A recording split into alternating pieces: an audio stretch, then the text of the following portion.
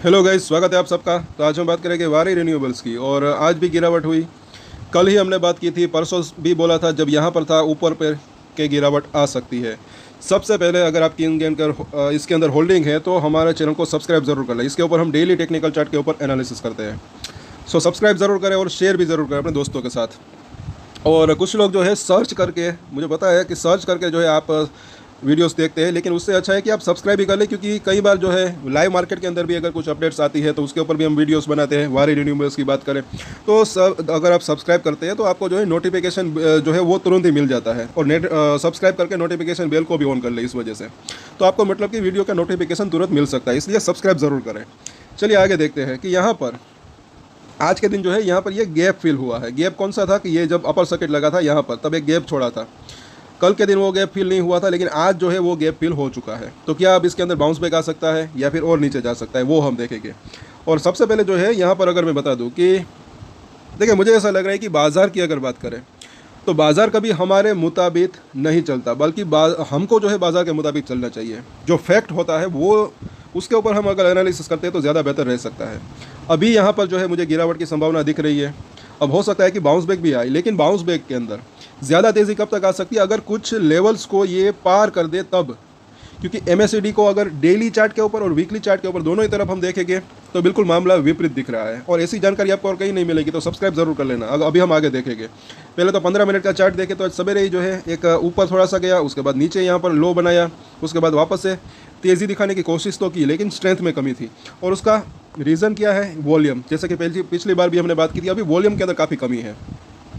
लेकिन अब इसके जल्द ही Q1 के रिजल्ट भी आ सकते हैं, तो वापस से वॉलेटिलिटी बढ़ भी सकती है।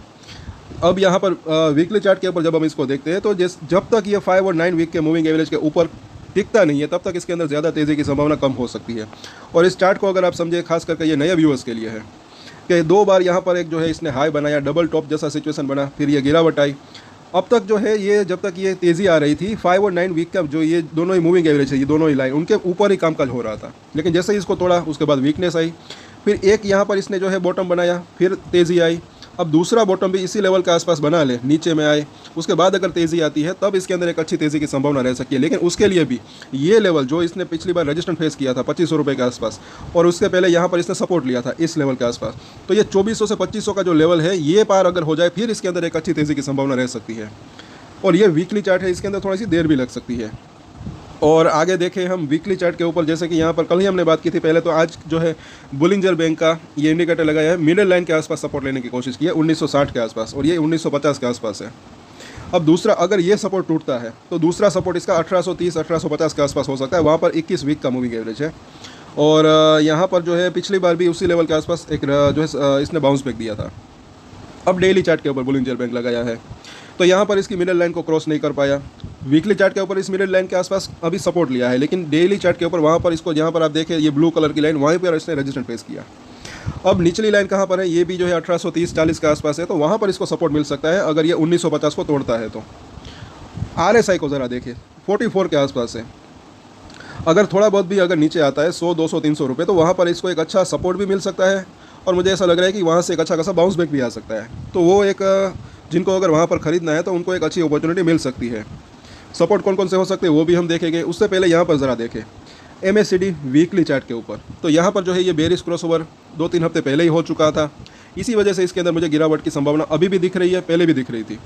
अब यहाँ पर ज़रा देखिए डेली चार्ट के ऊपर, तो यहाँ पर MACD के अंदर हल्का सा ये अगर देखें तो बुलिश क्रॉसओवर होने की तैयारी दिख रही है। अभी तक बुलिश क्रॉसओवर हुआ नहीं। अगर कल के दिन या परसों के दिन अगर ये तेज़ी आती है तो यहाँ पर जो है इस तरीके से एक बुलिश क्रॉसओवर हो सकता है, उसके बाद थोड़ी तेज़ी और आ सकती है। लेकिन खास करके उसके लिए मुझे ऐसा लग रहा है कि ये जो 21 दिन का मूविंग एवरेज जो कि 2060 है, ये लेवल को पार करना ज़रूरी है। ये लेवल अगर पार हो जाए, उसके बाद वहाँ पर क्लोजिंग दे दे, तब इसके अंदर मुझे ऐसा लग रहा है कि फिर जो है एक 2150, 2250 या फिर 2500 तक जाने की संभावना रह सकती है। वो भी अच्छे वॉल्यूम के साथ इसको पार करें तब बेहतर रह सकता है। तो इस लेवल के ऊपर आप नज़र रख सकते हैं, क्योंकि दोनों ही तरफ अगर देखें तो थोड़ा सा विपरीत यहाँ पर दिख रहा है। वीकली चार्ट के ऊपर बेरिश क्रॉसओवर, डेली चार्ट के ऊपर अभी बुलिश क्रॉसओवर हुआ नहीं, लेकिन उसकी तैयारी दिख रही है। तो कल अगर कुछ लेवल्स को पार कर दे तो अच्छा रह सकता है। भले ही कल ना करे, लेकिन परसों भी करे तो भी अच्छा रह सकता है, क्योंकि अभी इसकी सर्किट लिमिट सिर्फ 5% की है। तो इसके सपोर्ट और रजिस्टेंस हम देखें, कल के दिन की बात करें तो अभी भी जो, जैसे कि अगर मुझे ऐसा लग रहा है कि हालांकि यहाँ पर ये जो गैप फिल हुआ है तो हो सकता है कि बाउंस बैक देने की कोशिश करें, लेकिन ये 2000 के ऊपर टिकता है या नहीं वो देखना बनता है। तो अगर ऊपर भी जाता है तो अगर टिकता है तो बेहतर रह सकता है, 2060 को क्रॉस कर दे तो बेहतर रह सकता है। अदरवाइज़ एक रेंज की बात करें तो नीचे में मुझे ऐसा लग रहा है कि 1930 और ऊपर में जो है तकरीबन 2030 के आसपास, तो ये 100 रुपये की कल की रेंज हो सकती है ऊपर नीचे की अगर बात करें तो। अब अगर सपोर्ट की बात करें थोड़े से अगर तो नीचे में पहला सपोर्ट एरिया जैसे कि देखा 1930, उसके बाद जो है 1850, उसके नीचे जो है तकरीबन 1740 के आसपास का जोन, और ये 1850 से 1820 ये एक रेंज कह सकते हैं इसको। ये दो सपोर्ट इसके नज़दीकी दिख रहे हैं, और इसके बाद दूर के सपोर्ट की बात करें तो 1740 और उसके बाद जो है ये 1650 का जोन। और अगर किसी भी रीज़न से चाहे मार्केट भी अगर आप देखें तो अभी लाइफ टाइम हाई के आसपास है, तो अगर उसके अंदर भी गिरावट आती है तो कुछ भी अगर इसको बढ़ने से अगर इसके अंदर गिरावट आती है तो ये जो है 1650 का जो लेवल है वो काफ़ी स्ट्रॉन्ग सपोर्ट बन सकता है, ऐसा मुझे लग रहा है। रजिस्टेंट की बात करें तो पहला रजिस्टेंट तो डेफिनेटली इसका 2010 के आसपास का ही हो सकता है, 2010 से 2030 का लेवल एक रेंज की अगर बात करें। उसके बाद जो है तकरीबन 2060 के आसपास का जोन, तो ये इसके नज़दीकी रजिस्टेंट दिख रहे हैं। अगर ये 2060 को सक्सेसफुली पार करता है, उसके बाद पहले 2150, उसके बाद 2250 का लेवल, ये इसके दूसरे रजिस्टेंट हो सकते हैं। और इसका बड़ा रजिस्टेंट तो वो जो है जैसे कि हमने देखा 2400 से 2500 रुपये के आसपास का हो सकता है। ये लेवल अगर पार होता है तब इसके अंदर जो है अच्छी तेज़ी की संभावना रह सकती है। वैसे पिछले दिनों में काफ़ी इसके अंदर तेज़ी आ चुकी, 500 रुपये के आसपास से ये जो है सीधा 3000 के आसपास गया, इतना ज़्यादा हाई बना दिया, मल्टीबैगर साबित हुआ। तो अब थोड़ा दिन इसके अंदर ये अभी कंसोलिडेशन हो रहा है और ये होना लाजमी भी है। अब इसके क्वार्टर 1 के रिजल्ट जब आएंगे उसके अंदर कुछ अगर सरप्राइज अगर पॉजिटिव चीज़ अगर कुछ और दिखती है तो फिर से तेज़ी की संभावना रह सकती है, लेकिन उससे पहले थोड़ा बहुत कंसोलिडेशन हो सकता है।